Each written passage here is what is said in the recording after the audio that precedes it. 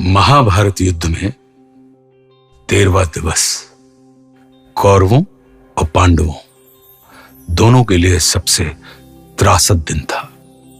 13वां दिन एक ऐसा दिन था जब अनीति अपने चरम पर थी। मैं आज आपको उसी 13वें दिवस की दास्तान इस कविता के माध्यम से सुनाने जा रहा हूं। जब कुरुक्षेत्र की समर भूमि में सरशैया पर भीष्म हुए, तब कुरुकलंक के नैनों में क्रोधाग्नि लगी और ग्रीष्म हुए। गुरुदेव बनेंगे सेनापति, यह चाल चली थी शकुनी ने, जिसमें फंसकर सब जूझ रहे वो जाल बुना था शकुनी ने। इस बार चली थी चाल अजब, जिसमें ना कोई संधि हो, गुरुवर द्वारा वो ज्येष्ठ पांडु समर भूमि में बंदी हो। फिर पांडव सेना में गुरुवर ने ऐसा तांडव नृत्य किया। फिर पांडव सेना में गुरुवर ने ऐसा तांडव नृत्य किया, सब समर मुंड से पाट दिए, कुछ ऐसा चित्र विचित्र किया। निज सेना की यह दशा देख अर्जुन को क्रोध अपार हुआ। बज उठा कृष्ण का पांचजन्य, फिर गांडीव का टंकार हुआ। कौरव सेना के होश उड़े जब गुरुवर का रथ चूर हुआ। जो सोचा था वह विफल हुआ, सब सपना चकनाचूर हुआ।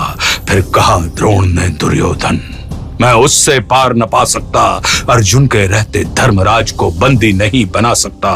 फिर कहा त्रिगर्तों ने मिलकर, हम प्राण पे प्राण लड़ाएंगे, हम अर्जुन को ललकारेंगे और दूर तलक ले जाएंगे।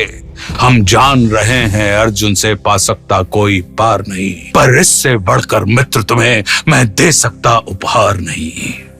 फिर क्या था, फिर क्या था, ऐसी नीति बनी जिसको सबने मंजूर किया। उसने अर्जुन को ललकारा और समर भूमि से दूर किया। अर्जुन के जाते गुरुवर ने फिर कुछ नवीन संरचना की, जिसका भेदन हो सके नहीं, उस चक्रव्यूह की रचना की। पांडव सेना भयभीत हुई, यह देख शत्रुदल सुखी हुए। जो सदा शांत चित रहते थे वे धर्मराज भी दुखी हुए। निज सैन्य तात को दुखी देख फिर शेर बबर को जगना था। जो धनी धनुष के बनते थे उनको भी नाक रगड़ना था। है उम्र 18 बरस मगर ये बड़ा धनुष का धन्नु है उम्र 18 बरस मगर ये बड़ा धनुष का धन्नु है। सबने देखा कोई और नहीं, ये अर्जुन सुत अभिमन्यु है।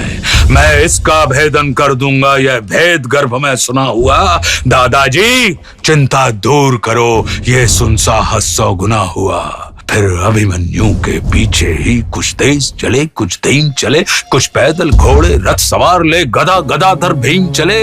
अभिमन्यु को ना रोक सका वो द्वार तीसरे पार हुए, पर राज द्वार पर जयद्रथ था, चारों भाई लाचार हुए। अभिमन्यु ने मुड़कर देखा, अभिमन्यु ने मुड़कर देखा, पीछे ना कोई अपना था, पर विचलित तनिक न हुआ वीर, ऐसा ही उसका सपना था। कोई एक बढ़ा, कोई दो संग, कोई ले झुंडों का झुंड बड़ा, लाशों से पटने लगी तरह। जब मुंड मुंड पे मुंड गिरा, दुर्योधन दुशासन विकर्ण कृतवर्मा अश्वत्थामा को, गुरु द्रोण कर्ण को हरा दिया, फिर मारा शकुनी मामा को। वह कर्ण भिड़ा जो दुर्योधन के विजय लक्ष्य की आशा था, वो कर्ण भिड़ा जो दुर्योधन के अंतर्मन की भाषा था। वह कर्ण भिड़ा जो एक साथ 100 बाण चलाने वाला था। वह कर्ण भिड़ा जो दुर्योधन को विजय दिलाने वाला था। सबने देखा वो अंगराज रथ सहित धरा पर पड़ा मिला। सबने देखा वो अंगराज रथ सहित धरा पर पड़ा मिला। कुछ चेत हुआ तो भाग गया, वो दूर सभी को खड़ा मिला। फिर दुर्योधन हो गया कुपित, ले सबका नाम पुकारा है। सब ऐसे साथ मिलकर मारो, ऐसा आदेश हमारा है। फिर एक साथ भिड़ गए सातों ने ऐसा काम किया। रथ तोड़ सारथी को मारा, घोड़ों का काम तमाम किया। तलवार तीर जब टूट गए तो रथ के चक्के उठा लिए। उस रथ के टूटे चक्के से कितनों के छक्के छुड़ा दिए।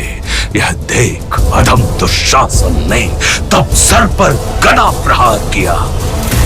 गिर गया धरा पर वीर, तभी पीछे से उसने वार किया। सब नियम युद्ध के भूल गए और ऐसा अत्याचार किया, फिर बारी बारी से सबने उसके सीने पर वार किया। सब मायापति की लीला है। मैं कृष्ण लिखूं, घनश्याम लिखूं, कितनों को धूल चटाया है, कितने गुरुओं के नाम लिखूं। शब्दों में सहज सुशीलापन, अब कविता को विश्राम लिखूं। मैं उस बालक अभिमन्यु को अब अंतिम बार प्रणाम लिखूं।